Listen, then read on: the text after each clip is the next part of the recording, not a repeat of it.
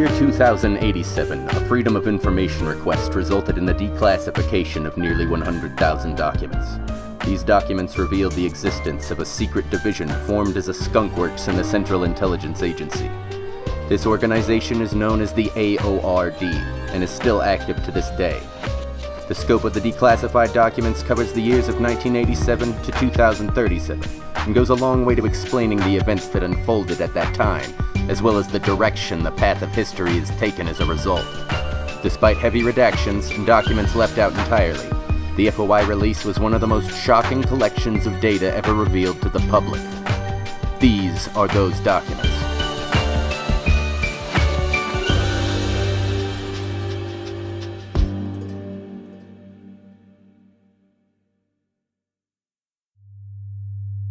Case 5. The Cannibals. Person or persons. Risk level 1. Reserved to island unless otherwise authorized. Background. During a normal scouting trip to unexplored islands in the archipelago, of which there are thousands, the renowned traveler and TV personality was attacked by a heretofore uncontacted tribe of native peoples. Despite the fact that Mr.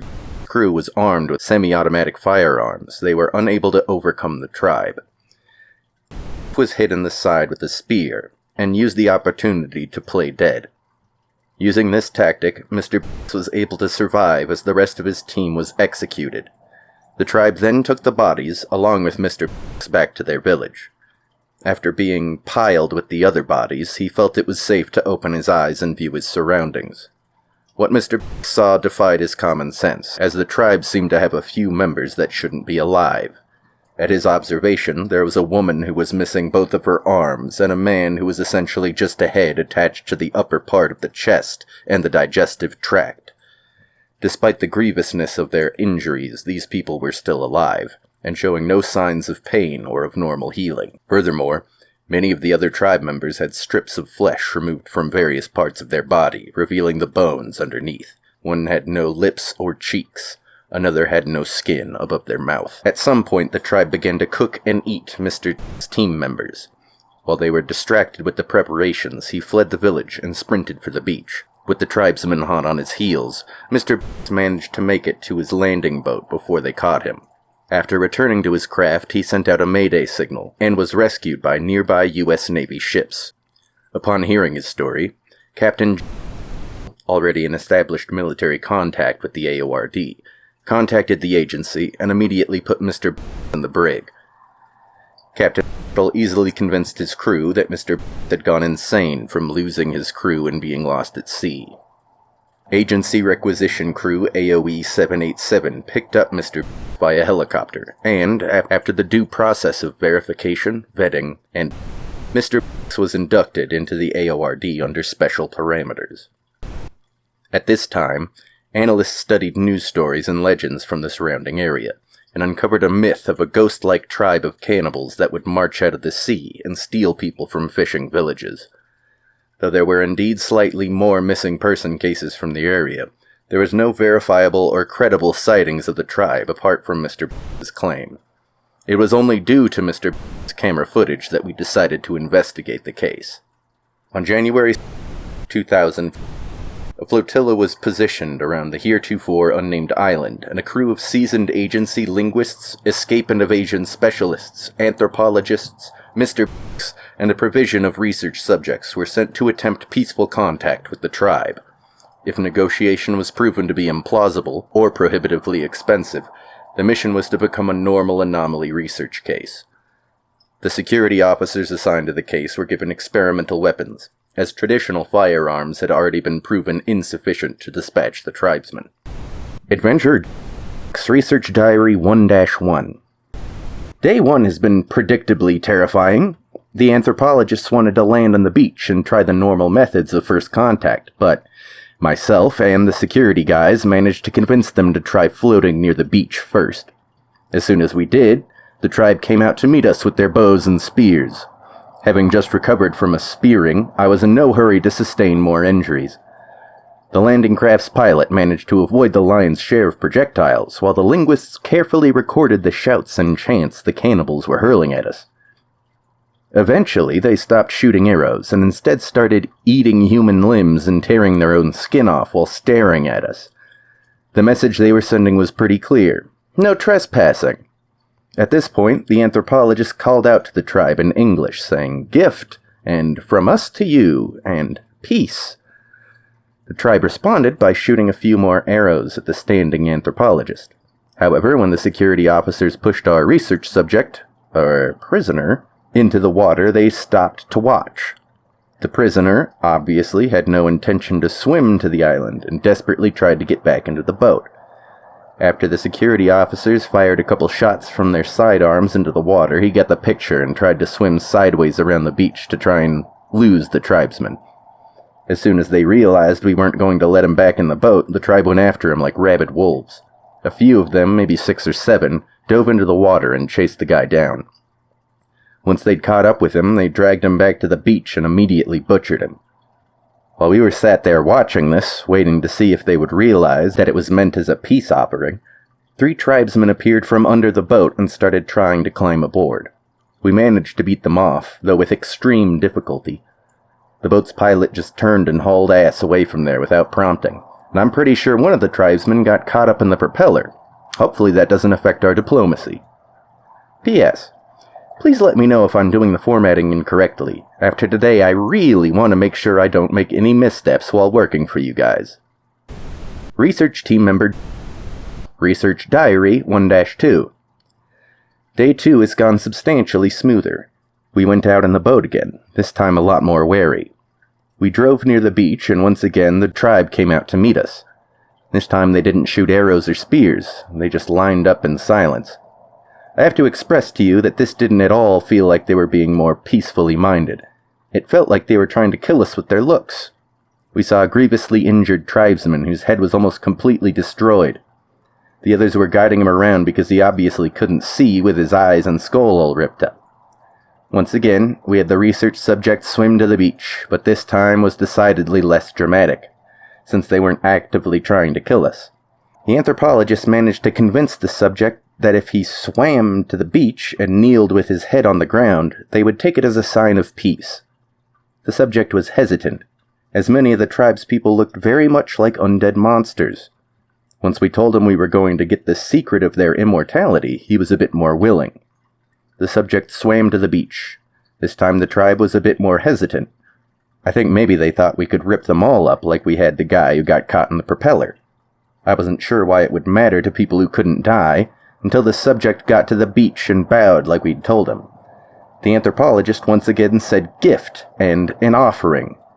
At this point, the subject began to panic. As soon as he did, the tribe grabbed him and restrained him. They seemed to be able to overpower the subject very easily, as if he was just a thrashing toddler. Then they guided the heavily injured one over and began ripping off pieces of the subject's body and shoving it into the injured man's exposed esophagus. After feeding him maybe an arm's worth of meat, the injured one's head began to reform, and he started eating on his own. I think eating people heals their wounds. That's probably obvious, but it was a big shock to me. Anyway, after the propeller guy had mostly healed up, the others began to eat the subject as well. He survived for way too long. The subject, I mean. Took him a pretty long time to die. Seemed like it had been a big success, but then, once again, they ambushed us from under the water. This time there was more of them, and they all tried to crawl up the front side of the boat, avoiding the propeller. The pilot started zooming away, and we managed to lose them with extra speed. It's good to know we don't really have to worry about hurting them, and it seems like they can just be underwater for however long they want, so it shouldn't matter that the last one managed to hang on for a good mile. P.S. Thank you for your feedback. I'll try to make my writing less casual, but I make no promises that it will ever approach anything you might consider professional. Research Team Member Research Diary 1-3. The tribe waited behind the trees today. They probably started thinking they were being baited into a trap. Every day we come to bring them someone to eat, and then just leave. It makes sense. They still came, though, and once again they took the sacrifice. The research subject managed to swim all the way to the beach again, and he bowed just like the anthropologist told him to. Yet again, he panicked as soon as the anthropologist yelled out, "Gift!"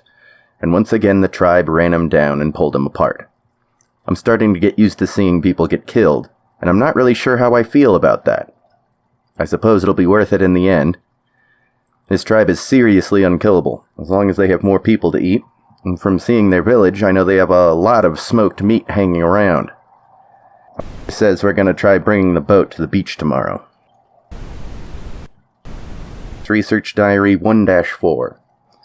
We started the day with a safety meeting, and we all learned how to use these cattle prod things, and where all the weak spots in the armor are. The armor's surprisingly comfortable, by the way. I don't know what you guys made this stuff out of, but it's incredible. I was jabbing my own leg with a knife the entire way to the island, and didn't even leave a scratch. Anyway, when we got to the island, the tribe was already waiting for us. When we started coming up to the island, they pulled their spears and bows out. It was pretty tense. I could tell the security guys were on a hair trigger. I feel like if I had sneezed, they would have blown my head off. That didn't happen, though. We just carefully pulled the boat up and let the sacrifice walk off of the boat. The anthropologist said, "Gift," and the guy tried to turn around and get back on the boat. It was too late, of course. He couldn't get up from his kneeling position before the tribe started ripping his flesh off. About half the tribe stayed ready with their weapons as the others killed the research subject. Then we backed the boat off the beach and started leaving. The anthropologist waved, and a couple of the tribesmen, who had just been aiming their spears at us, waved back. I don't have to be an anthropologist to know that's huge. Research Diary 1-5. We did it. We made contact. It was incredibly tense for a good long while, and it seriously came down to the wire, but now it's done, and I think the tribe won't try to kill us, unless we really piss them off. So we came to the island. Once again, the tribe was keeping their distance, but they didn't have their spears up this time. Then we all stepped off the boat, and they all put their spears up and started hooting and hollering. Anthropologist stepped forward and said, "Gift," and had the security guys push the research subject over to them. A few of the tribesmen came out of the group to grab him, but they didn't start eating him this time. They were afraid we would try to pull something as soon as they looked away. They kept their spears at us and started to move forward. I wanted to back up, but the anthropologist said not to move an inch. Before they got too close, they stopped as well. Then one of them came out from the back. He had no face. That is to say, he had ripped the skin off of his face, so his face was just a skull with eyes and a little bit of cartilage. The guy without a face walked right up to the anthropologist and got up in his grill. Hats off to him, he didn't even flinch. If that had been me, we'd probably all be dead, honestly. After what felt like an eternity, the skull guy turned around and ripped one of the research subject's cheeks off and held it up. He brought it over to the anthropologist and said, "Gift." Actually, he said "gift," but the point is they used our word. At this point, our guy just smiled and bowed his head slightly. Then he took the cheek that was just torn off the guy we brought there and ate the whole thing. No flinching, no gagging, no nothing. Guy's almost weirder than these unkillable islanders, I swear to God. After that, the tribe put their spears down, and a lot of them started laughing. It was hard to tell, but I think the guy without a face was smiling. He seemed a lot friendlier after that. The linguist asked the anthropologist if it would be a good idea to try and shake hands with them. The anthropologist said that if he held out his arm, they might think it's another gift. After a little bit of attempted communication, we decided to pack out and leave. We might be on their good side, but that doesn't mean we're guests. Research Diary 1-6. After the normal gift-giving ritual, the anthropologist and the linguist tried to get as much talking in with the tribe as they could. I was surprised to see they both knew a couple of the tribe's words, but I later learned they'd been feeding the recordings into some kind of fancy computer program that's eventually going to translate everything. The tribe was very suspicious of them for knowing their words. It made sense. They're a nation completely hidden from the rest of the world until now. By using their language, we were basically saying we knew their secrets. The linguist managed to turn it around by saying our strength was thinking, just like their strength was fighting. Wasn't exactly that, of course, but the message seemed to get across. They exchanged names this time as well.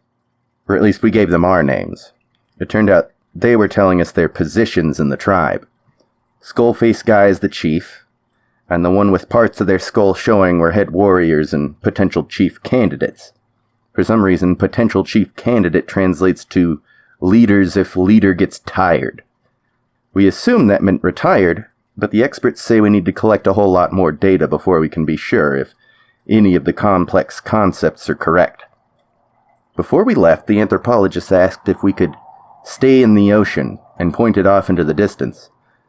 The chief consulted with the head warriors and they gave us the okay, though it seemed like they didn't really know what the fuck we were talking about. Regardless, we're moving the base closer to the island, which is good news, because starting every day with an hour-long ride in a landing craft was getting really, really old. Research Diary 1-7. We found out the tribe calls themselves the Molosi, which also translates to unbeatably strong. We also found out that they're, at very least, unnerved by warships. Apparently they saw one get hit by a nuclear test back in the day, and now they think that's what they all do eventually. Needless to say, it was a bit of an awkward exchange when we first saw them after moving the base. We tried to explain to them that it was perfectly safe. In fact, it was safer for them to have it there, but they still made us move it further out. They ended up being okay with it sitting on the horizon, but only just barely. It seems we had built up a lot more goodwill than we had expected. There was a whole lot to learn about the Molosi. For one, we learned they don't die of old age. And nearly all of the current tribesmen, excepting the children, have been alive for over 100 years.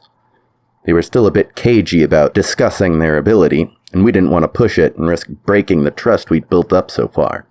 So, instead of getting to the core of what we were there for, we had a bit of an ideas exchange.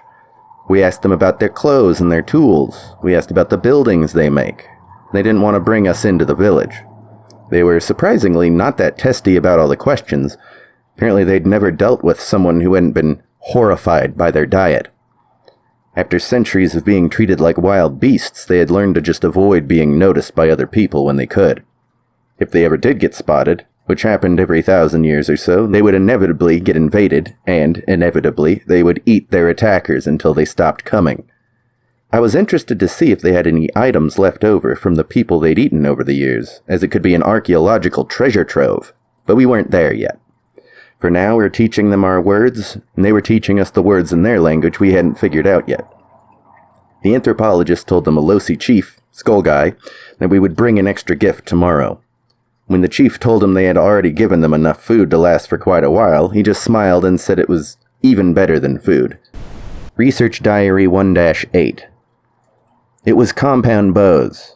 The gifts he gave them were compound bows. I'm not the only one who was freaked out about handing much deadlier and easier to use weapons to a tribe of literal man-eating cannibals. The security guys were practically turning red, but they aren't allowed to comment on the lead researcher's methods, apparently. It's all the same, they didn't point them at us. In fact, they seemed a little bit afraid to use them. They thought it was crazy that you could hold the bow drawn for however long you wanted. First they thought we had incredible strength until we told them it was just the bows. Needless to say, they appreciated the gifts. In return, they brought out a little table to the beach and had us all sit down. They brought out an enormous skull. An enormous human skull. A skull from a person, at least twice as big as anyone I'd ever seen. We wanted to ask where it came from, but this seemed like it was some kind of sacred ritual, so we just sat there quietly while they prepared. The skull had pieces cut off of it, and other pieces plugged up with clay. Then they poured something out of a wineskin, which I'm almost sure was made out of a human stomach. Whatever it was in there, it was definitely mostly blood. There seemed to be some kind of fermented fruit and tropical herbs as well. It smelled absolutely horrific, and that's saying something coming from a guy who spent some time in the Molosi body pile. The smell was bad, and the taste was worse. It was essentially rotten blood mixed with rotten fruit, and it tasted like it. We all choked it down, though, and the stares the Molosi were giving us made it seem like throwing up their blood booze would be a seriously dangerous faux pas. Usually I have a bit of a weak stomach for weird traditional foods. It's a source of mockery for my crew, my old crew. But I tell you, when you have a dozen cannibals staring at you with eyes that can't blink because they removed the eyelids, well, they could have put anything in front of me and I would have eaten it with a smile. Once everyone had gotten a good gulp, including them, They all put their hands up to the sky and told us to do the same. They did some kind of prayer to their god, thanking them for the sacred cycle of life and death. They thanked their god for pleasure and pain, and they thanked them for the blood they drank and the blood they bleed. It was pretty cool, honestly. I gotta say, though, if these guys weren't invincible, there's no way they would have made it through colonialism. Kinda makes me sad to think there must be other cultures like this that we'll just never know about because some 15th century explorer thought they were heretics. Anyway, it was a party after the ritual. All dancing, laughing, and shouting. Gave them a little bit of the security guy's whiskey, and then gave me someone's ear to chew on. I did it. I ate the ear. I have a feeling it might have been from my old cameraman. I hope not, but it kinda looked like his ear. Well, whatever. He was done with it anyway. I'm not having second thoughts, I promise. Research Diary 1-12. The Molosi have finally let us into their village. We aren't exactly sure what changed, but the anthropologist thinks it might be because we stopped giving them gifts and started just dropping by to say hello. It makes sense, since plying them with endless gifts is kind of suspicious, but they also seemed a little disappointed when we showed up empty-handed the first time. Regardless, they brought us into the fold. I can't say there wasn't some small part of me that thought they would turn on us as soon as we stepped inside their territory. Despite the friendships we've begun to cultivate with the Molosi people, they're still obligate cannibals, and they're still undying human monsters. Of course, my fears were unfounded. They welcomed us with open arms. Well, the ones that had arms. The woman without arms, turns out her name is Tua. She was even worse off than the last time I saw her. One of her feet was missing as well now, and they had constructed some kind of throne for her to sit on. I asked about the man who was just a head and some organs. And Karikia, which means chief, and is also the official name of Skull Guy since he became chief, explained that the man I had seen, who was just a head, had grown tired. Karikia did not elaborate on what that meant, but he did say he might explain later. First we had to see their shaman, or whatever. They weren't too specific about who we were going to see. They brought us deeper into the village, past the pits they dug in the ground to ferment their blood drink, Totumaru, and through the rather horrendous tannery where they made their water skins and other accessories. I saw my cameraman there. His skin was stretched between two banyan trees. I wouldn't have been able to tell it was him if it wasn't for his stupid scorpion tattoo. Poor guy's gonna be made into a coat or something. Ah well, to the winner goes the spoils. Anyway, Karikia led us into these old stone ruins. They looked absolutely ancient. Most of the structures were full of holes and badly crumbled sections, each point of damage marked with a slathering of fresh clay the Molosi had no doubt used to guard the ruins against the winds of time. We walked past buildings that were houses, far more advanced than the ones the Molosi use currently. I wanted to ask what the hell had even happened to make them live in huts, but all the tribesmen were deathly silent, afraid even. They weren't even making footsteps. It's like they were worried something would hear them. I don't know if it was just from seeing their reaction, but I started to get a bad feeling about this place as well. After walking through the ancient houses, we came to a kind of temple. It looked as if it had once been rather ornate, however, it too was crumbling away. Unlike the other buildings, the parts that were crumbling away were filled with bones, old ones. Like the bones were part of the original structure. That would mean that these buildings were made out of some kind of cement, which would be absolutely bonkers, but not entirely impossible. Not as impossible as them being unable to die. A lot of parts of this building looked to have some refurbishment as well, but it wasn't done with clay. It looked like some kind of slurry of flesh and bone, and it was only used on the critical parts. The rest was left as is, presumably until it needed urgent repair. The inside of the temple smelled awful. It was like a slaughterhouse and a tomb combined. Kinda smelled on the outside, but certainly no more than the actual village the Molosi lived in. The inside of this place was somehow worse, and I really can't explain how. It shouldn't smell worse than the place where they literally butcher people, but it did. It's like everything that died in this place left a permanent smell, and it was clear a lot of things had died in here. There were skeletons everywhere and furniture made of skeletons. There were paintings of skeletons and some kind of horned bat thing, and every inch of this place was colored red. There were more pictures, and I could swear one of them showed a map of the solar system. But when I was looking around, one of the tribesmen hissed at us to keep our eyes down. It was a slog after that point. There seemed to be an infinite amount of hallways in this place, and they all led deeper and deeper underground. We could hear a faint rumbling in the distance, but the only thing we saw was the red stone beneath our feet as we shuffled forward. I swear I'm not shitting you. We must have walked at least 3 miles in that place, and every 10 minutes the pathways got narrower, until there was just barely enough space to walk straight forward. Finally, we made it to a cavernous chamber, still blood red. It wasn't as dark as the rest of the place, though. The tribesmen had carried torches on the way here so we could see. This room didn't need them. I couldn't tell where the light was coming from. I think it was like the smell, or it was just there, inexplicably. Karikia said we could look up now, and when we did, we saw the biggest pile of bones I've seen outside of the catacombs in Paris. It was huge, and it was sanded flat and smooth as marble on the top. There wasn't any mortar or anything connecting them. It was like all the bones just melted together at the top. Maybe they grew together like that. I didn't even know what to discount anymore. In the middle of the pedestal was a skeleton. A 7-foot-tall skeleton, with absolutely no meat on its bones. No eyes, no nothing. But it was alive. And it was wearing some really fancy-looking clothes. Gold and red cloths wrapped around the bare bones, somehow both majestic and weathered. Karikia motioned to the anthropologist to approach the skeleton, who he called the Kwa Twai, meaning very old one. He then told the anthropologist to offer the skeleton some of his flesh. The anthropologist, once again showing his insane mettle, didn't hesitate to cut the tip off his ring finger and hand it to the skeleton. The skeleton creaked as it moved, and I honestly don't understand how it moved, since it was literally just a skeleton with no muscles, no visible tendons or connections of any kind.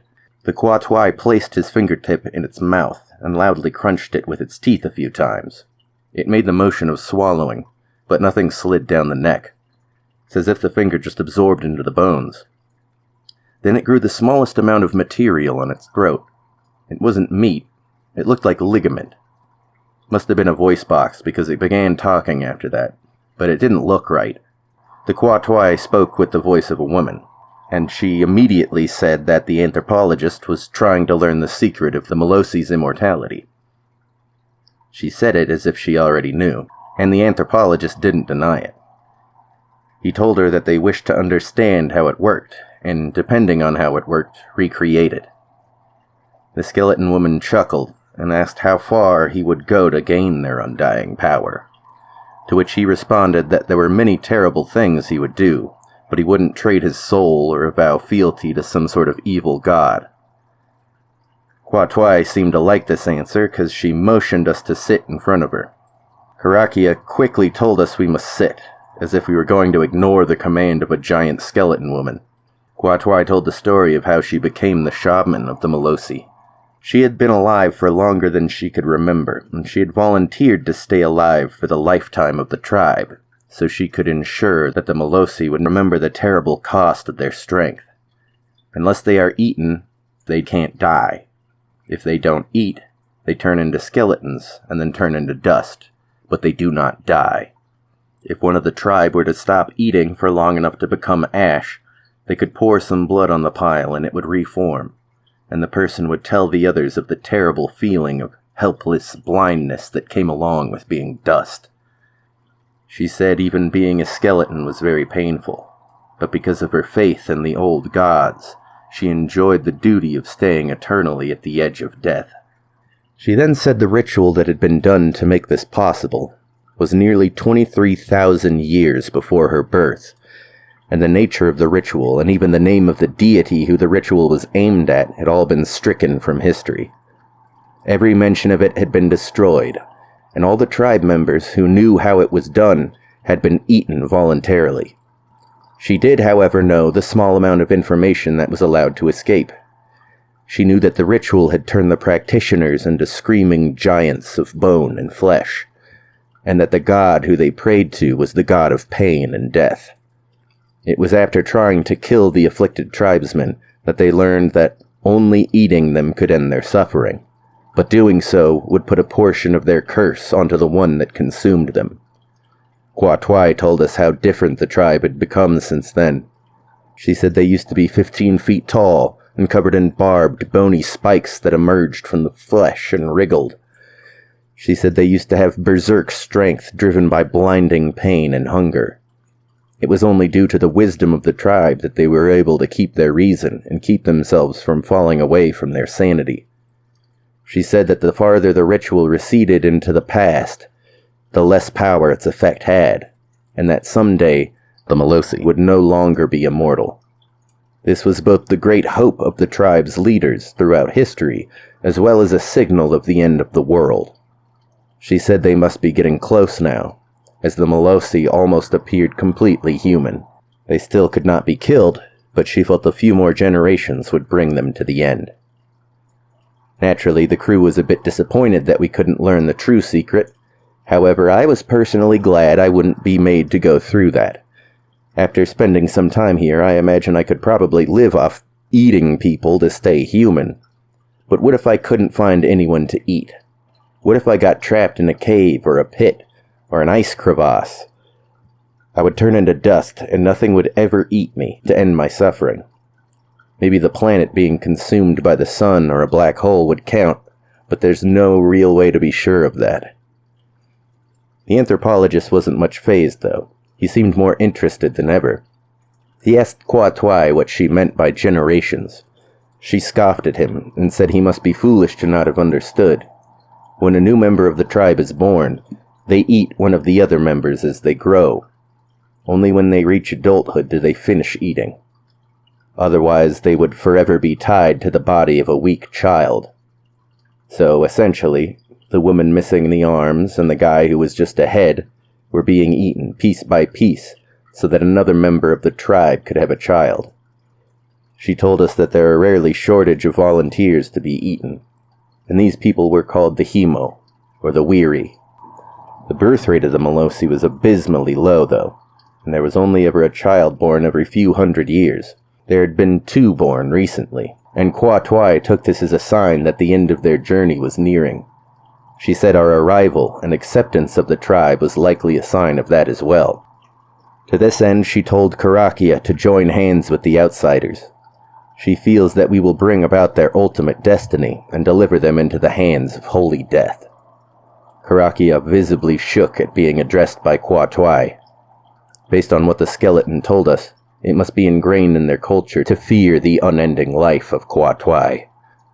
From the Weary to the story of the original sin of the Malosi, their whole existence is based on sustaining their life so it may eventually end. At least I assume that's why the chief was afraid. It's possible the Malosi see something we don't, some remnant of the original ritual left over in this giant, labyrinthine ruin, or perhaps the very presence of their terrible god. I wanted to know quite badly. I saw Karakia shave the flesh from his face every time he ate. I saw him ask the security guys to test their weapons on him to see what it would do. To think he would be afraid of anything.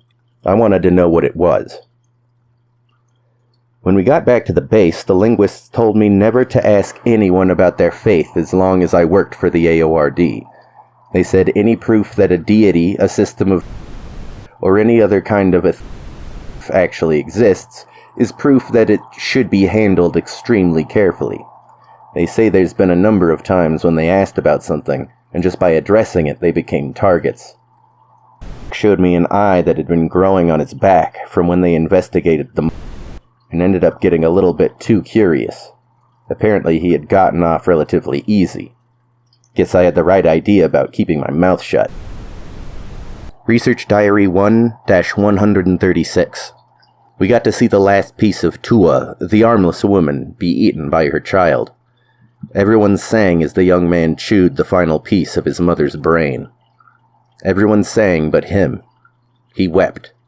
He wept the whole time, but he didn't stop. He knew what it would mean to leave a piece of her uneaten. I remember seeing Tua's face for the last time several weeks ago, when it was still recognizable as a face. She looked so happy, so relieved. Research Diary 1-139. Karakia met with Director today. I'm not sure exactly what they talked about, but I assume it has to do with recruiting members of the Molosi to work for the AORD. It's been all anyone talks about back at the base. I get the appeal of having soldiers and investigators that can't be killed, and the security guys seem to be more excited than wary about having cannibals on their team, so I guess it's fine. The Molosi seem excited as well. They're excited to use guns and radios and all the other things they've seen us tool around with. More than that, they're excited to see the outside world we've told them about. Despite being able to walk along the bottom of the ocean, they never stray that far from their home. Research Diary 1-149. After a couple of days of negotiation, Karakia announced to the tribe that anyone who wanted to volunteer to join the AORD for 6 months at a time was free to. He said it was Kwa Twai's holy wisdom that guided his decision. She said it would bring the Molosi tribe to their final peace. Director warned us not to contradict them on this point, but I'm not convinced it isn't true. Of all the things I've heard from my coworkers over the last year, I think it's absolutely possible that recruiting undying cannibals into the CIA may well be a sign of the oncoming apocalypse. At least I know I'll be on the winning team. When the Molosi play around, they chop each other to pieces. When they seriously fight, it's even worse. Every single member of the tribe is completely loyal to all of their rules and laws, because they don't want to end up at the bottom of the ocean, unable to die. With these guys working for us, the only way to stop us will be to destroy the Earth. I truly believe that. P.S. Whenever you're ready, I'd like to move on to a different case. I've eaten enough human meat for one lifetime.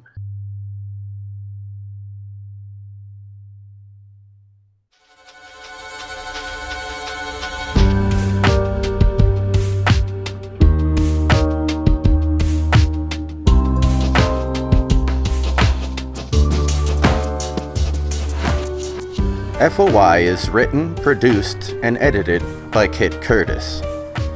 The theme song, Illuminati Swagger, was produced by Albert Behar and made available on upbeat.io. That's upbeat with 2 P's and IO with an I and an O. This episode was titled Cannibals. When I was young, I had a reoccurring dream where 2 Frankensteins were eating my feet. That has nothing to do with the episode. If you like this show and want it to be more popular, consider asexually dividing until the face of the earth is a wall of flesh. Thank you for listening.